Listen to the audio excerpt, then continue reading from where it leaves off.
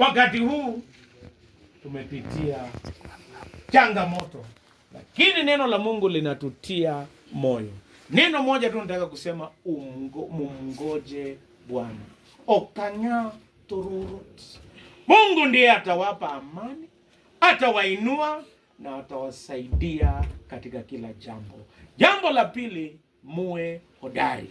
Be strong. Sio rahisi, lakini be strong.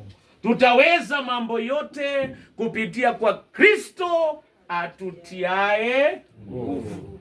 Na Biblia inasema wamngojeao Bwana watapata nguvu mpya. It is my prayer that Mungu atawapa nguvu mpya, amani mpya na matumaini mpya. Na jambo la mwisho, jipige moyo konde. Encourage yourself. Mungu amewasaidia kufikia hapa na atawasaidia hadi mwisho na atakuwa pamoja nanyi. Kwa jamii ya mtumishi wa Mungu Musa Tumko pamoja na mama na wote wa familia hii, Mungu awe pamoja nanyi. Tutaweza mambo yote kupitia kwa Kristo atutiae nguvu. Na tuombe. Baba Mwenyezi, wewe ni chemichemi ya amani, nguvu na matumaini. Baba mwema, naomba ulete faraja, amani na matumaini yako iwe juu ya familia hii.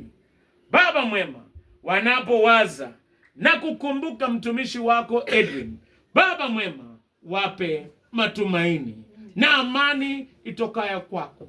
Wazazi washike na kuwaongoza. Kwa ndugu na dada uwe pamoja na wao. Kwa watoto wape matumaini. Na Baba mwema, kwa kanisa lote na jamii yote tunaomba msaada.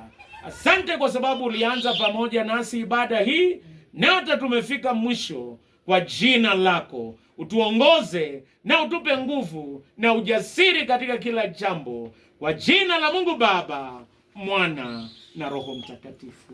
Amen. Asante sana. Basi na jambo la kusema ni kusema tu endelee tembeleane, tumtembelee hao familia.